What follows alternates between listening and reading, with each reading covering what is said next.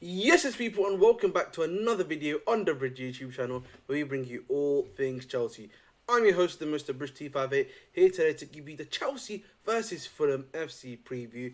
Here we go.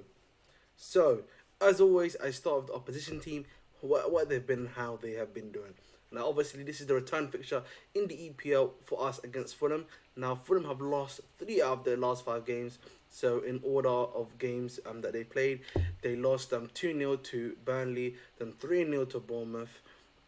No, sorry, yeah, 3-0 to Bournemouth, and then after that, they then faced Arsenal, in which they won.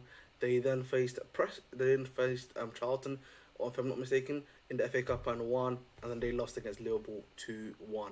Now, in my opinion, obviously the type of football they play, a bit more expensive, play out from the back. And they're now kind of setting themselves as a mid-table club.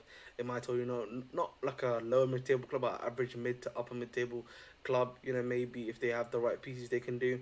Obviously, they're going to be without Iwobi and I believe Batty, if I'm not mistaken, who are both going to be out for AFCON. As you guys know, AFCON starts actually this Sunday, ironically, starting with obviously the host Ivory Coast. So those two are definitely out, and Iwobi obviously going to be a big loss. He's been one of those main guys that's been helping them out in the game. But don't worry, man, he's playing for Ghana. He's playing for Nigeria, sorry, I should say. You know what's going to happen, bro. That guy's gone. Know what I mean? I'm sorry, Nigeria, broski. You gone, bro. You gone. But it literally it is what it is at the end of the day. So sadly for them, that is probably what's going to be the case. Now, obviously, moving on. As stated previously, they play a bit more expensive football. They've got a very good midfield of both Kearney and Paulinho. Paulinho, obviously, in particular, 28, 29 years old, quality CDM. Very physical. It's going to create like a very physical, but it's going to be able to, use his strength there to beat the opponent and help to create from their start attacks. Very good deep line playmaker in that aspect, but also very good at, protecting the back four, particularly like with Bassi, he's a bit prone at times to be making mistakes. At the end of the day, they obviously have Reed there as well, rematch or Reed, if I'm not mistaken, who's their other captain, American player, who's actually not too bad himself, but I think currently is out injured. So there's that too.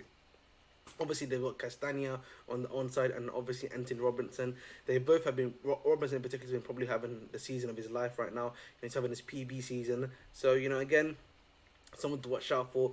I think he's very I would say above average in the both defensively and offensively as well. So that's just someone to watch in particular. Obviously, Raul Jimenez starting to get into the goals again. Seems to have now started to revitalize his career now at Fulham.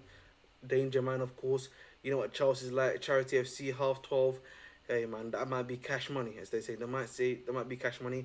Obviously, we know about Mr.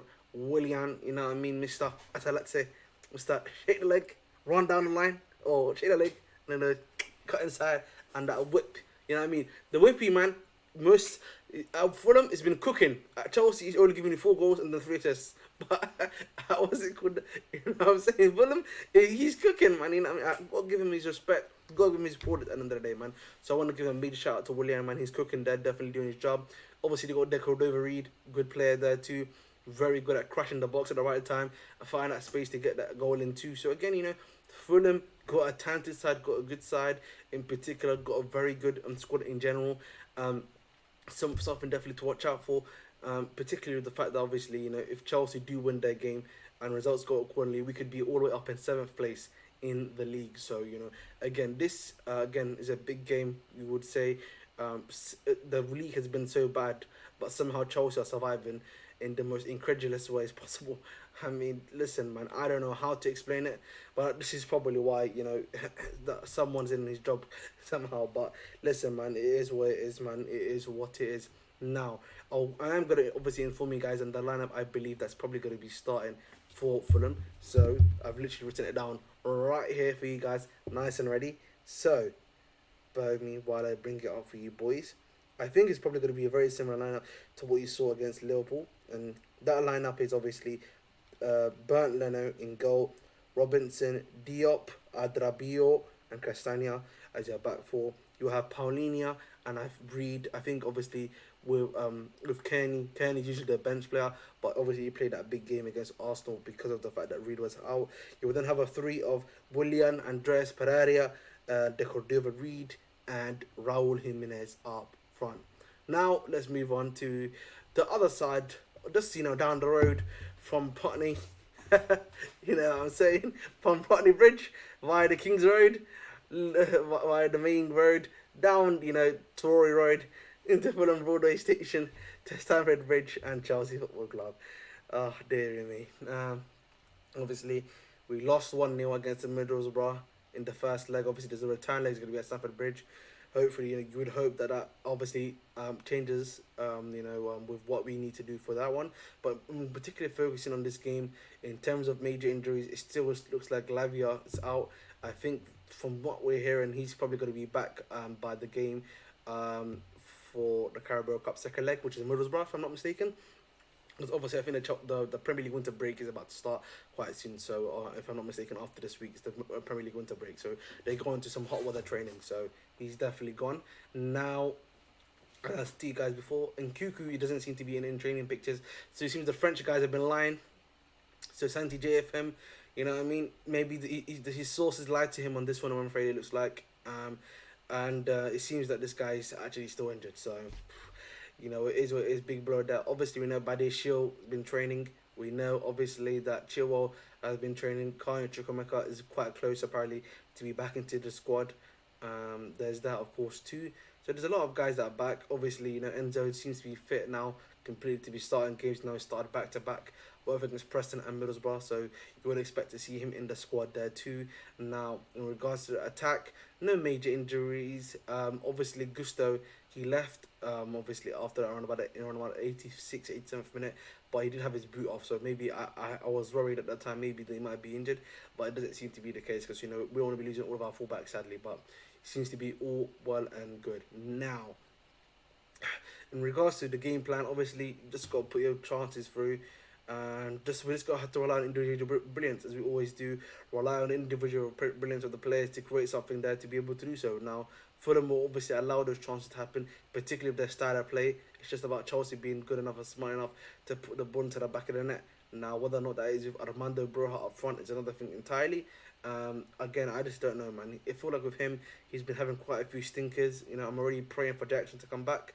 You know what I mean? I told the streets, man, Jackson, we need him as soon as possible back, bro. You know what I mean? We need to be praying on Senegal's downfall, ironically, bro. We might need to be praying on that one to happen a lot sooner than many people would like to admit. So there's that obviously there to consider, of course. But at the end of the day, I think, again, as I said before, they're going to play expensive football. You need to play our football. And again, we just need to be defensively resolute. Hopefully no Levi Cole left back, but that's probably going to happen again because through the fact we do not have any left backs available, and I don't think he's just going to chuck in Chilwell straight away into the left back position. In regards to any other defensive changes, don't really see any. Probably Thiago Silva still going to remain. Disasi still going to remain. I don't know if Bade Show is going to be ready enough to come back to start in this game. In regards to the midfield, I wouldn't expect any changes. In terms of the attack, maybe you say Mudryk and Madueke start for you, and then you have Palmer again back in the 10 role, and then you have maybe Broja up front, or you might do the same because last time where he does Palmer up front, and then he does Madueke, Mudryk maybe, and then he does the usual midfield. After all, as we have said before, in Pochettino's system, Gallagher is the heart and soul of the team. He's the one that's putting the threads to help create that teamwork as much as possible for him. So there's obviously something there to 110% of the time configure there too. But again, guys, I think as I said to you before, this is a squad. Petrovic in goal, Levi Colwell, Thiago Silva, Disasi, and Gusto, Caicedo, Enzo, Gallagher, and then you probably will have, in my opinion, Mudryk, Madueke on the other side, and then you have Palmer up front. Now that's probably the squad going to be playing with us. Honestly, with Chelsea, bro, I don't know, bro. It's not looking good, bro, man. And if the rumours that maybe Fulham might be the killer blow, it's difficult, man, because obviously we beat them last time quite well. I know we did a good job against them, but I'm not sure. I don't know, man. After such a loss against Middlesbrough and how bad that was, and it does seem to me personally the effort is starting to lose away. I wouldn't be surprised if they nick a 1-0 win. In the case of Fulham, and at Stamford Bridge, and particularly because of the fact we're not really that great in general at 12:36ers. Even though yes, we did win our last one against Luton, in general we haven't been that great. Defensively, we've been looking quite shaky in particular. You know, people have been really exploited that Levi Cole, Thiago Silva section of the pitch, and I can see them Fulham doing stuff like that, particularly with Decordova, Reed, their pace, energy, and stuff like that. There, and they can even switch Willian onto that right hand side there to left hand side. The right hand side, that side I should say to in general to create damage there, and he will cook, bro. He will make Levi Cole go back to the dark ages, bro. Sadly, you know what I mean. Crazy. Willian was never getting rated at Chelsea. I never used to rate him, but he might actually cook us. But hey, man, that is the way of the world, wallahi, man. Shocking behaviour, but it is what it is. But as usual, guys, I've been your host the most, the British T58. Dedicate your hearts. Hopefully we leave with some good news, boys, eh? Hopefully, man. So, but hey, dedicate your hearts as always. Stay blue, boys. Take care, lads.